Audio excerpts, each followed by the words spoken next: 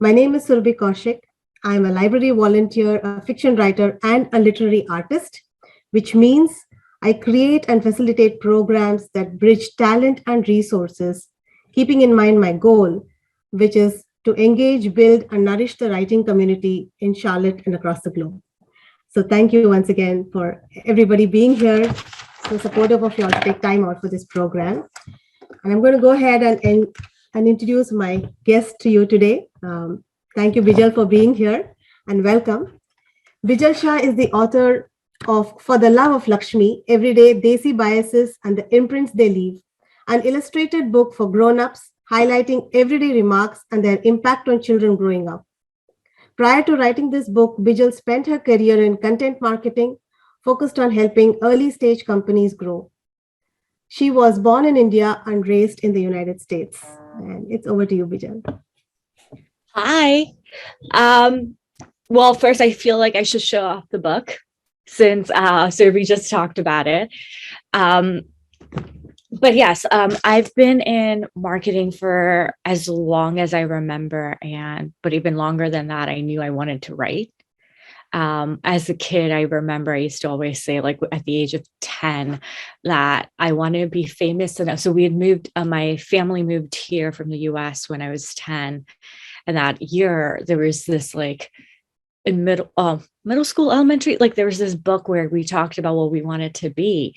And I said, I want to be famous enough for people to pronounce my name and for writing. And that's what like the goal had always been. And then I think you get into your career and you just focus and there's like some creative output, right? I was constantly writing. So I felt like that was going to be it. And then came 2019. Till 2019, I was working, and I will always tell everybody who ever cares for writing to do as many writing workshops as possible. I spent a lot of summers doing creative writing workshops, like joining any sort of, whether there would be a thematic one like on Mother's Day, or whether that would be for immigrant children, or whether those were for New York Times modern love essays, or just giving myself that habit of having a creative output. I did that for a while and I thought I was always going to start off with a memoir. And then 2019, I started sketching, like just drafting like scenes of this. And that's how Laxmi really came about. I finished writing the chapters in 2 days. Not the editing. The editing took months and months and months. I felt like the concept was done in 2 days and then the editing took way longer. And then found the illustrator through Instagram. She reached out through Instagram and I interviewed about 22 illustrators throughout my process. And I don't know if anyone here, Surabhi, you might know, how many people here really are into like illustrated books. Happy to show this around. But my big thing with this book was I wanted to showcase, it had to be a hybrid between a children's illustrated book and a comic book. There had to be conversations, there had to be movement in it that really showcase a dynamic of a family. So this was very, very difficult trying to find that hybrid designer. So if anyone here is ever interested in an illustrated book, I would say what's really important for that is in your own, like almost look at it as like a script, like playwright.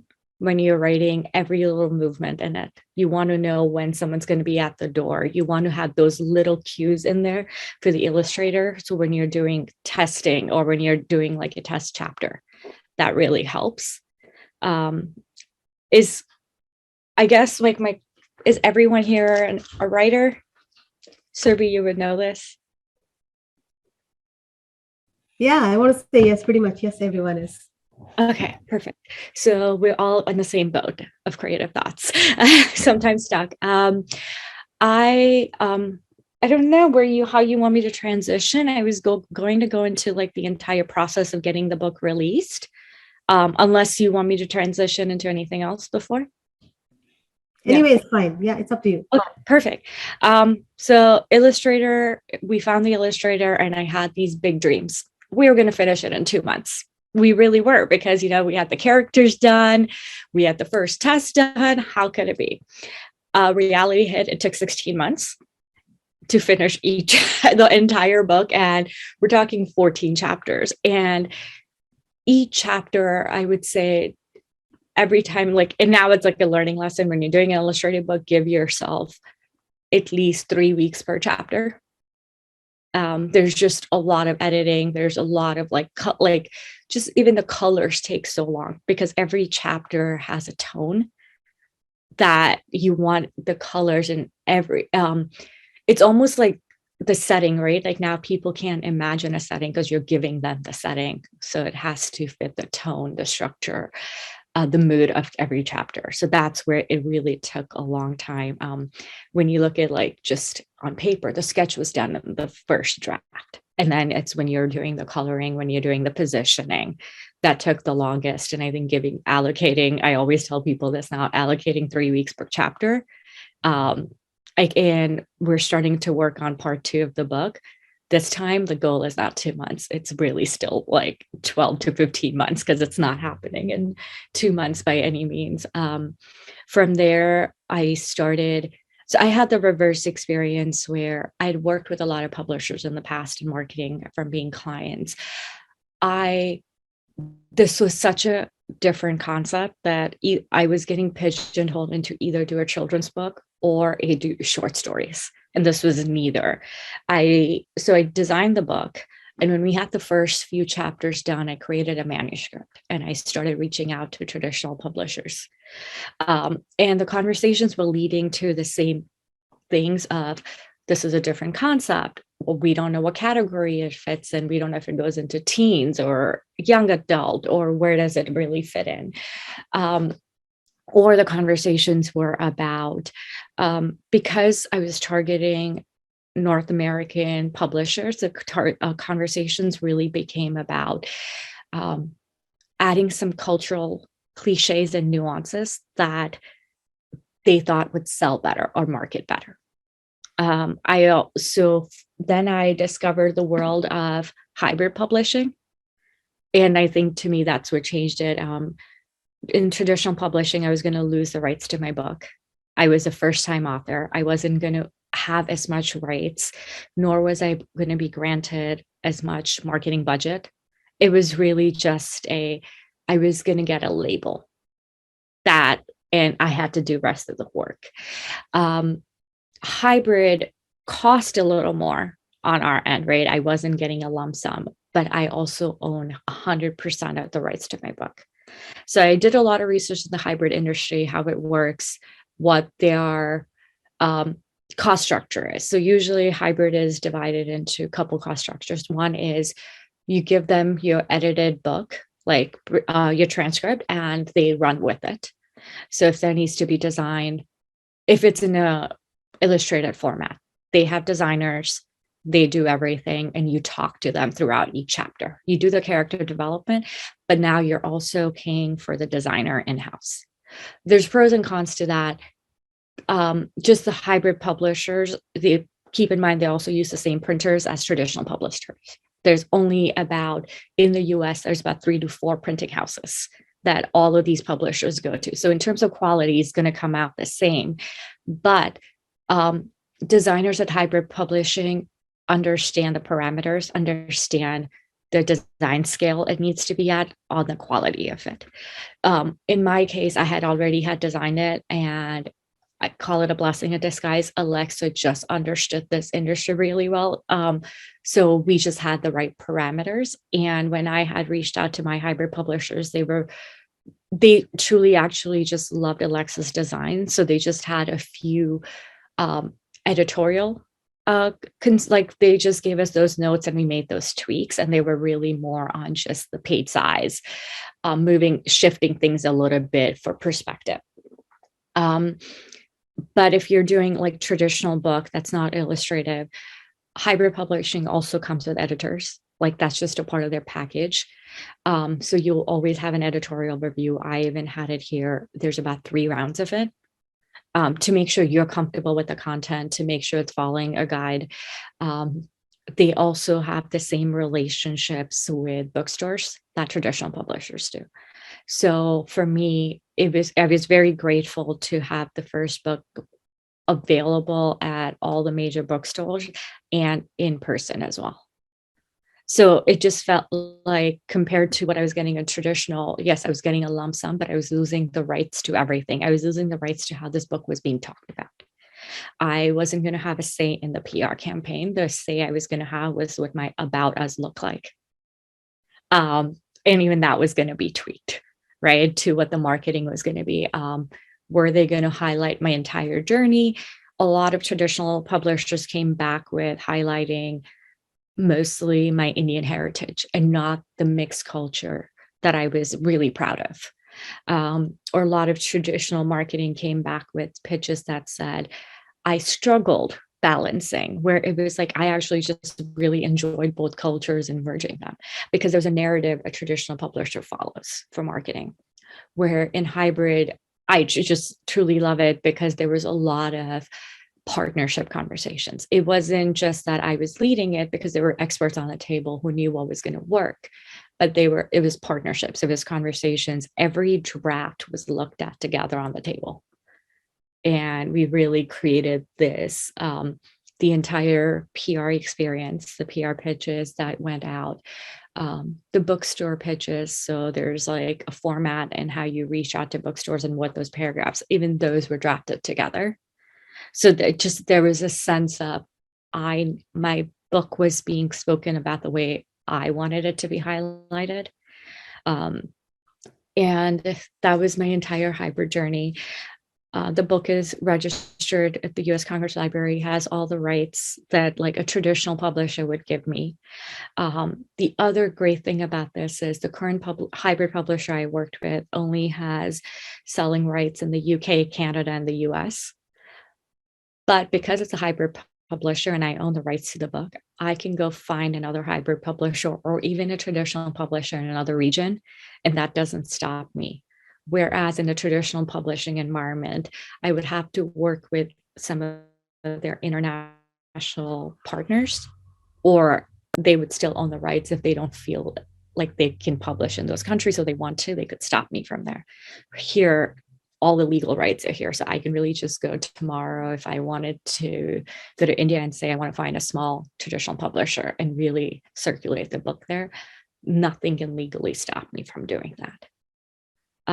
Which is really why, for me, learning all of this, just the differentiators between the traditional and hybrid, I would really recommend hybrid over anything. But I think the big hesitation people, and I had the same one, or I thought it was a scam. I was like, are you sure you're going to do this?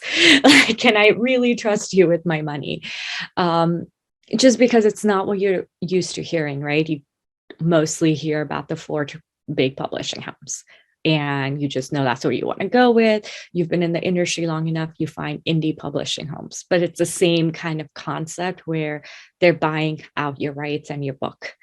So this was just a very new thing that I learned. And honestly, even in that experience, I even learned the publishing industry so much more than I would have in the traditional way, figuring out where these printing houses are, figuring out how it really how long it takes from submitting the book to the U.S. Congress Library to really approval stage to get the book out in the stores, which I don't think I would have learned that in the traditional house, because it's kind of like a package, you give it to them and everything's handled. In this way, I was getting constant updates of where my book was, what approvals we were waiting for to make sure it circulated the right way. And on the day of the release, I was on cloud 9.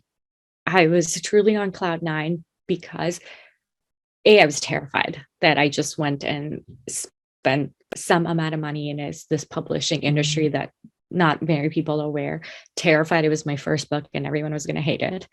So there was all of these fears, but then honestly, the entire journey was amazing. Walking into my local Barnes and Noble and being able to see the book highlighted there was just the most reassuring experience that I don't even know how to describe it till, and it's been about a few months now.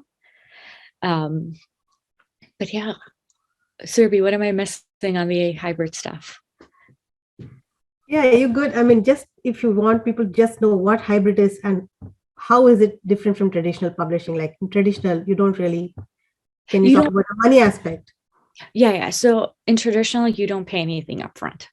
That's the difference. They're buying your rights, right? So depending on the type of book, it can be it can be anything. Like I can't even say like $5,000 to 50. Like it really just depends on the publishing house size and what they're doing. It also depends on the book type, right? So if you're writing a memoir and you're probably more likely to get a lot more for it than you're going to get for a 38-page illustrated book, right? Unless you're getting an illustrator that's also the comic designer for the Times, right? There's a lot of partnership in the illustrating book. I think what also matters is who the designer is, what the background is, like in the traditional way, because they want to know who all of these people are and if they can sell them. But there's no upfront cost at all. And I think in the traditional house, the rights is a big one. You lose most of the rights to your book. I think you still own creative rights, but in terms of like they're not changing the character names without you, or they're not sitting there changing the entire storyline or editing something that doesn't need to be in there or there. But they own the rights to not publish it if it doesn't fit their script that they have highlighted for the year or the theme. That's really traditional, but they do have massive reach. I will say they even have massive reach compared to just hybrid because they have access to a lot of PR than a hybrid publisher does. And I think a lot of it is just because it's an unknown concept still. In the hybrid publishing area, you pay an upfront cost. Think of them as a marketing agency. So you decide what you want to pay for, no matter what editorial needs to be there if you want it to be circulated in the store. So like they don't remove that. In my case, I didn't do the design package because I already had a designer, but they include design. They have a marketing option. The marketing option is 3-tiered usually, and it's I'll do my own marketing, just make sure you guys announce it and get it to the stores. Part like 2 is you want to pay for an advertising budget, so you can you decide what that budget is and they'll give you recommendations on your book and the duration, but then you do Amazon, Facebook, and Google ads to make sure there's traffic. And the third one is all of the above plus a PR and a book blogger strategy. So now you're reaching out to a mass audience to pre-release to really get the book in hands and reviewed. So I paid for the third one, which also included a lot of influencer strategy. So with the first 2 months, the book was pretty like almost weekly. We were #1 and Amazon's new releases. And that really it came from the first 2 months. That's where we stayed in at least once a week, if not longer. And I think that came a lot from all the reviews we were getting on Instagram. And all the traffic that we were driving from Amazon, like ads and Facebook ads. I will say, even though and my publisher had told me about this, and it was really reassuring to say this, whether it's an illustrated book or not, Facebook doesn't drive as many sales. So we had a very limited budget on Facebook. Facebook really drove views on articles that we posted. Facebook really drove views on like any of the reviews I would post from Goodreads, but it doesn't drive sales. So what we did is we used Facebook as just a redirecting strategy to get it to a traffic page and to make sure we were still doing Amazon ads, because that's really what was driving our traffic and like the sales of the book.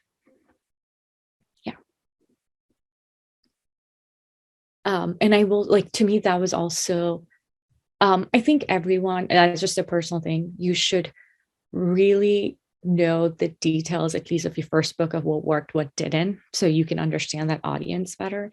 And I think with hybrid, it gave me access to all the data. It wasn't a traditional publisher that said, we added this much budget to LinkedIn and it didn't work and we are moving on. Here, I saw all the creative ads. I saw the ads, I saw the ad copy, and I saw what worked. I still get like monthly updates on the ad traffic because there's still lingering traffic, even though we're not running any sponsored ads. So that really helped me reallocate my budget continuously if I saw certain traffic moving. And it wasn't not because that doesn't come from just because I have marketing experience. Like their team is amazing, the hybrid, like, and I talked to a couple and they all just were like incredibly knowledgeable. It was a discussion we would have as like an account management team. So I always think it's a agency model where you would just sit and have these conversations. And I think they're incredibly reasonable. Again, like illustrated book is a lot more expensive because they're having to tweak and that's a very different sizing. But when you're writing memoirs or short stories, I think it's a much more relatable budget than an illustrated book, just because of the amount of like the printing cost is a lot higher, right? Just the color and all of that is just a lot higher, and they have to add that into the cost. Yeah.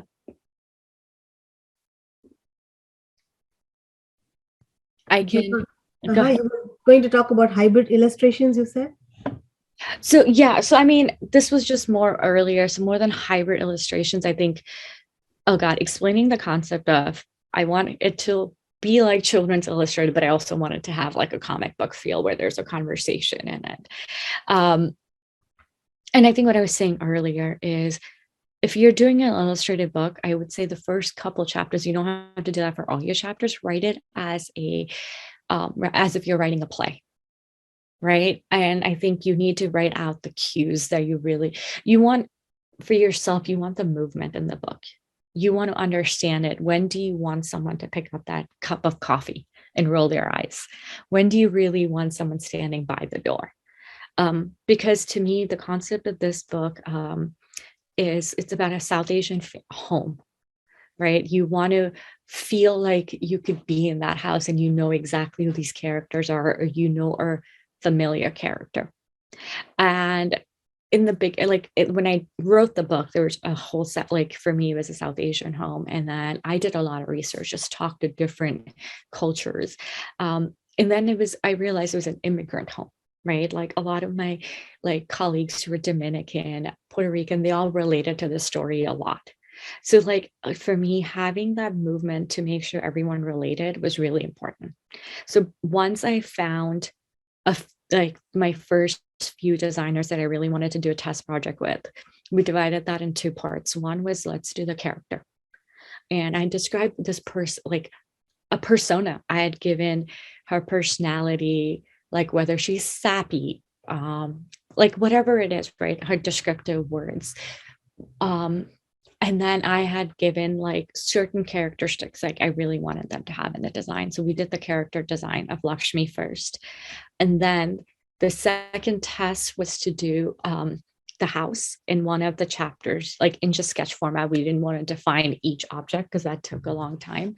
And like, because I had the cues, it really helped me understand if the illustrator works that way better, like what illustrator style would I work with better? So I had some illustrators who really just were kind of like, I love architecture and this is how I want to design it. I realized while that was great design, it wasn't working with the story, right? You needed somebody who understood like this concept of, if this book, the intent of this book was I could describe it in a conversation to somebody and then being like, oh my God, this has happened in my house. So it needed to have a relatability and feel to it. So I think one is like, have your script ready, then work with the designer for the first two chapters. So make sure they get the concept. And make sure you get that concept, right? Like the first few chapters will help you realize like, oh, I was in the wrong way, like the way I was thinking about design. So then you start having these brainstorms. So there were initial, like the way I had imagined the couch facing, because there was a lot of conversations in this book on the couch, wasn't actually working the way we thought because of the light. And we had to be realistic about like, there's a window behind it and how that's going to, like the shadow is going to work throughout a certain day. And all of those elements were thought of. And then I had a designer who would just really help me like navigate like the couch movement. And the other thing is we also had to be great careful of being realistic. Laxmi, you see her at age 1, and then you see her at 17. 17 years, like there's a lot of changes in the house. We had to think about all of those things moving, right? Like from them not having a phone when she is like that generation, and then like going to school with an iPhone. So we had to think about like the little tweaks that we were going to make for the book to feel realistic, and there had to be a time like that span, right? So I would say like that's my only learning lesson, is know exactly where you want in the first 2 chapters. Be flexible to know you're wrong, because your illustrator will tell you that. But have a core concept in mind and have some of those cues, like design cues, ready for yourself.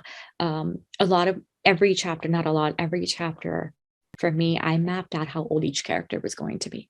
So it's Laxmi is 13. The grandfather was going to be 64. The dad was going to be 41. Because each of those like tiny wrinkles and the character changes, the body changes really matter to show growth, that it had been 17 years in that book. So those things were really important. Yeah. Okay. I see a question. I was going to answer. We can take questions a little after you're done, after we do the group picture, if that's okay with you. Of course. Yeah.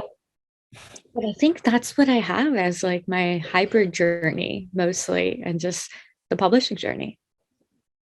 Awesome. Thank you for sharing that, Bijal. And we'll take questions just in a minute. Before that, I like to take a group picture and I share it back with you guys via email. Feel free to share it on social media if you want to. And Josh, if you can ask us to pose at a count of 3. If you're comfortable turning on your cameras, please do. If you're not, that's perfectly all right. No pressure here. Yeah, Josh, over to you. Okay, I'll give you a countdown. 1, 2, 3. All right. Thank you. Thank you. And hi, Christopher Jr. Hey, Chris. Okay, we are going to segue into the Q&A now. And yeah, I see Deepa has and a follow-up. So Bijal, you can answer that one. So I spoke to all 3 of the major hybrid publishers. How did I make the decision? I'm currently based in Maryland. The one I chose was based in DC. So just the proximity was a pretty big part of it. Also, the upcoming books they had on their roster was a pretty big one. So I will say cost structure for 2 out of the 3 was the same. There was one that was just double the price that I paid, and for the exact same layout when I saw the contract. And I had and I really truly liked them a lot. And I had multiple discussions with their team about why the cost structure and if all of this was the same. I wasn't a fan of the way they responded usually with these with the questions. It didn't feel like it'd be a partnership. With that said, they had an amazing roster. Their books look great. They do send you samples of the books to make sure you like the quality and things. I just didn't feel like I was getting a detailed response. I went with Mascot Publishing. They also have a subsidiary called Amplify Publishing. I really just loved their detailed answers that I received. I think they just understood that this can be a scary experience for any author, whether it's a first time, second time, because you're giving the rights, like not the rights, you're giving your baby away and letting someone run with it. And there's a silent period, right? When they're editing and when it's going to printing, like there's a silent period of 3 months. And that was like going to be terrifying. And they really just explain the entire process, right? Like they'll even tell you, hey, we saw the first draft, it's getting mailed in this week. Like you just know what's going on every step of the way. So that one of the reasons was Mascot was just very detailed in their contract. They were close enough for me to go meet them in person. They were close enough for me to also see some of the events they were hosting for authors here, because at this point things were slowly starting to open and they were doing local like authors events, and I wanted to see how they were executing them. So for me, that was really, really the big like reason for choosing them. How did you find reputable? I'm happy to send out a list of like hybrid publishers right after this that I worked with. I am just somebody who truly believes in look at the results on the third page of Google and not the first two pages. Not even because those are ad centric. Somebody who's been in marketing, I can tell you those are SEO results, and I don't believe those stories usually. So I go to the third page, start like middle down, and the third, fourth, fifth page is really when you get to see real reviews. So with a lot of these hybrid publishers, just being writers, we all love to talk. We all love to give reviews. So I knew there was going to be a review about somebody who didn't love their journey or like hated, like whatever it is. So all the hybrid publishers I spoke to, I did a massive like deep dive research on like how other authors were talking about them. It's a Mascot actually has one awful review on Yelp, like terrifyingly awful. Before I signed the contract, I emailed the CEO. I said, I would like to talk about it. The CEO was amazing. He was like, let's get coffee. I can explain what happened in that experience. And they didn't deny that it was just not they didn't disguise it as it wasn't a good fit. And I was really happy. There was a ownership where, look, there was a lot of changes. We were growing. And yes, there was a fit issue, but he was just very transparent about what they've done to change things over there was just a few years in between that they didn't have the right team on. And I appreciated that answer a lot when I was talking to him. And all the reviews I read about Mascot after page 3 were amazing. There were authors who had used him like 4 times so far now. Right. So to me, it felt like if you're going back and most of them weren't illustrated, they were people who were writing memoirs and short stories. And just to know, I know the work it takes to write a memoir and to keep going back to that person, like publishing, I just feel like I would trust them a lot after that. Yeah. And then right after this, I'll send out like a list of all the publishers I spoke to. And then happy to like do a deep dive if anyone has like questions, just like email me and I'm happy to do that. How do you start? I don't have the answer on international markets necessarily yet. Because the couple bookstores or like the UK publishers that I have like, or stores that have picked it up have also been doing like worldwide shipping. So I've somehow managed to get the books out to where I haven't started talking more because I want to be in that. It's my first book, so I first want to see how it does in the US really, like the first 2 months of hype is great, but then we have printed books. We want to make sure I have a deadline of October to measure all the results and how they come in. So I just haven't explored that international market yet till I know how to handle the US audience and the reprint there. And we've been blessed where a lot of just the books have been able to ship worldwide so far because of like just the people that have picked it up. Yeah. Oh God, Carol. I don't think any of us ever think a work is publishable. Like, I don't think anybody ever thinks that. I have done so many, I loved writing and that was my creative outlet. And every time I've done a workshop, not every time, like towards the last few times I've had like the person who hosts Ruthie that I work with really well will always be like, Bijal, let's submit this essay for XYZ. And I'm like, oh God, no, it's awful. I think you're just naturally going to critique your work. It's like a very natural way. And I think that also just, I'm an avid reader, I love reading. So like, I'm like a fan of so many writers that I'll just look at their writing. I'm like, no, but this is so much better. This is so much greater out there. Like that should be.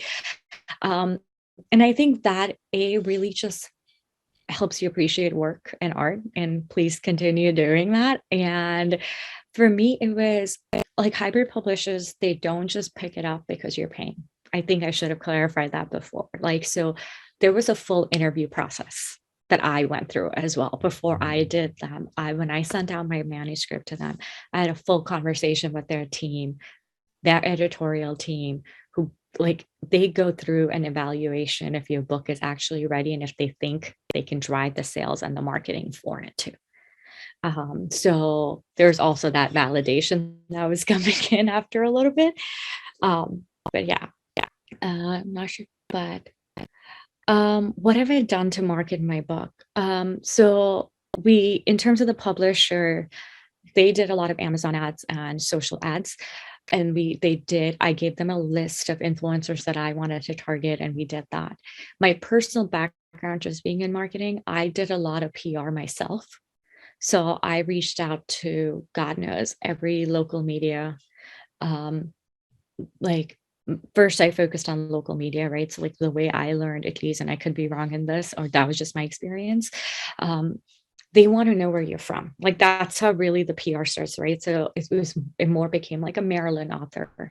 So I started reaching out to like really local publications in Maryland pre-release, and we secured a couple publications like in DC, Virginia, Maryland, where I was going in for interviews. So we did a lot of those TV interviews, and when after the release and when we had some reviews, that's when we did target publications that we started targeting for PR.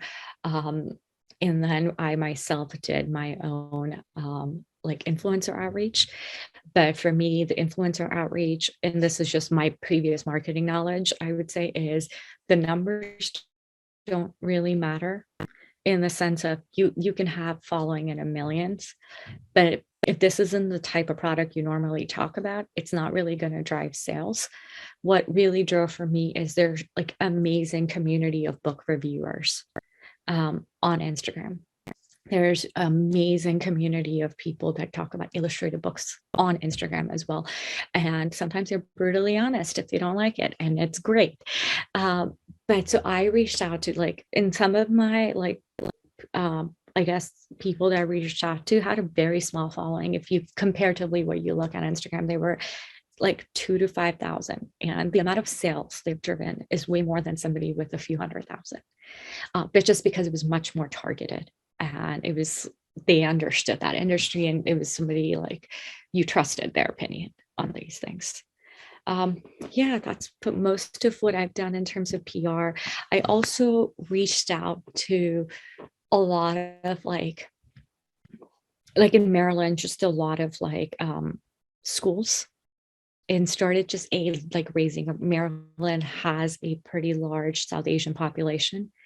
So in Montgomery County, like I was going in and just speaking about the book. I went to a lot of like universities and like kind of spoke about the journey. That also really helped raise awareness for the book. Do I work full time? I did till February 1st when the book released. Till then I was working full time. February 1st is when I really wanted to be able to have time to go to these interviews that I was doing. A lot of them were in person. So that's when I didn't work full time since, yeah. Did I miss anything? Do you have an idea of how and when the process? In Carol, I'm assuming you're talking about the hybrid industry. I don't know, like in terms of process, at least from what I gather from the way they would give you recommendations on why it's not the right fit and the changes that need to be made. And I think they reevaluate you from there. Or if they'll tell you, like, if that's an industry that they're not an expert in, like where they don't see themselves knowing how to market that industry in that industry. In my case, I don't know if you guys have heard Mango and Marigold. I think that's what they're called, the publishers. They use the same printing house as Mascot. So like they knew the illustrated publishing industry really well. Yeah. No, I did not purchase a national like promotion package, but at least I don't know if that's on their site, but Mascot in the contract that wasn't it. It's like 3-tiered. It's essentially like we'll do an outreach in our community, then we'll do a paid component, and then we'll do a PR component, and you can combine all three of those. And that's the one I picked. But my duration I picked for marketing was 30 days on their end. And the rest I was going to do myself, is what we did. So they were only doing 30 days of it, the launch. Yeah. Did you still have time to write and be yes, I had the time to write and be creative. I actually had to calm my nerves, so I would have gone crazy. So yes, I definitely wrote a lot during the publishing process. I did another writer's workshop and then I actually started reading a lot of illustrated books during that time. I started doing a lot of research on like illustrated book PR, like PR campaigns that people were doing, just to understand where I fit in those and how I could talk about mine and who was even covering it, right? So I think when you think of PR, we think of like the big ones. Like, of course, the dream is to be in the New York Times bestseller. That'd be the dream, greatest dream. But there was a process to get there. How were you getting your book noticed? So I break it down by audience groups that I wanted to reach out to that would resonate to. The other big one was, the book is only 38 pages, like 14 chapters. Everybody wanted a chapter they could highlight in their PR. And learning how to say no to that, I was like, well, that's giving out 14 chapters. If I wanted 14, and my whole story would be out. Is like really figuring out. So I have 2 chapters that I use and an example chapter that I've been consistent with everywhere. And know that it broke my heart to give out those chapters, because those were also some of my favorite chapters, which I think were the chapters that really highlighted the bias, the gender bias, as you see. But I also knew those were the chapters that would create interest and curiosity of like, I want to purchase more. So there was this like, I have to let go of the most favorite thing that I wanted no one to know of yet till they opened the book. But that also helped. How did I get the book? I'll get to the literally agent question in a second, but how did I get the book into Target and Walmart? Hybrid publishing. So hybrid publishing has access. Oh God, I can't think of the name for the life of me. And you might know it's Surabhi. So there's Ingram. There you go. They all use the exact same vendor. And they use the same pitching process. So right when the book was, perfect. Just right when the book was approved by the U.S. Congress, right? What happens is that's when the pitches for Ingram go out. And it's just this mass like pitch that happens behind the scenes, and you kind of have an idea of what's, and that's more like a summary that goes in that list, and then people start ordering it. And that's how we really got the book into all the major like Book Million, Target, Walmart, Barnes and Noble, and so forth. It was through that little paragraph and the description that went out to each. And then for Barnes and Noble, they also have a secondary process. So they'll pick it up online, and then you have to email each of their regions to say like, here, I'm the author, and there's a full script. They themselves will give you a template, and you just have to kind of replace the paragraphs that describe your book to them. And that's when they can pick it up in your stores. So the caveat there is, if they know the target audience, the book will get picked up in some of those, like for my case, because it was targeting like multicultural homes without having to pitch. My book was in New York and the DC locations. But for the rest of the locations, I did have to send out that email to like the district manager and the store managers that really described the book. And then you would usually hear back within a week or so with I'll pick it up, or we'll order it for this location, see the performance, and then go from there. I did, and that's another thing I think I should say, like, so with hybrid publishing, you'd get to decide how many copies you want. And there's a cost structure there, right? I had done, my first order was only 1,000 copies. So I was very limited on how many locations I was reaching out to, because that would just not give Amazon or Target any books if physical store locations. So you also have to be mindful of like just your printing and how many stores you really want the books in. Do you think having a literary agent is good? Yes. I mean, people love them. I think they're great. I don't necessarily have one, but I also have some amazing friends who do, and they love their journey, and it really takes the headache away from certain things. So I think it's about finding the right one that understands the types of books you want to write, that can help you navigate it, and that you can have the difficult conversations within a reality check conversations with. So I think it's really like anything, I think in this industry is really making sure it matches with what you're looking for. And then they're great. I think that's really important, right? I know of friends who've gone fully independent more because the literary agent had also, just keep in mind, everyone has a goal of selling. Everyone has this goal of like, everyone's doing a full-time job, right? So everyone's like, okay, well, this is the kind of book I need to get me to this package. So you want to make sure there's a match, that you're providing this person exactly what they're looking for in their roster, and you're getting the value you need. And I think that's when it's a great partnership. What has been my approach with indie bookstores? I don't have an approach because I only had 1,000 copies.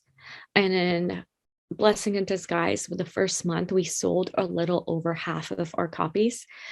So I had to be very resourceful till the second batch is coming in of copies of how many stores I was putting it in. So the indie bookstore strategy so far has been where if I can go in for a speaking engagement, or if there's just like, it's a neighborhood with a lot of diversity, we've been having the book there, but it's been very limited right now. Yeah. I think Okay. That's a lot of questions. Yeah. A lot of questions. Thank you for answering all of them patiently. And I just want to put a plug in for the library here. So Charlotte Mecklenburg Library has purchased For the Love of Laxmi. They purchased a couple of copies, and if you're local, feel free to check it out. It'll be there. The link will be there in your thank you email. And if you don't live in Charlotte, but you still want to borrow the book, you can use the interlibrary loan system. Email me and I'll tell you how that works. Or you can go ahead and just purchase the book, from Amazon. And then don't forget to give her a review if you like it. Just going to put that plug out there. I was going to say that too. I was like, can I put a plug for a review, guys, if you guys like it? Absolutely. Yeah. Absolutely. Yeah. So I'm seeing another comment. Oh, Anuja is talking about. Okay. This is also very true. There were publishing houses that I spoke to that was just very like, do you have an agent? Mm-hmm. So it definitely helps get in the door if you're going the traditional way. Yeah. Right. Thank you, guys. Thank you. This has been so useful. My guest next month is Deepa Mathuri. She is here on this call. You can't unmute and speak because that's how the Zoom call is. But she is my guest next month. I'll be having the flyer out in the thank you email. So join me again on the 15th of June if you enjoyed this program, and I share the recording when it's uploaded. Thank you, guys.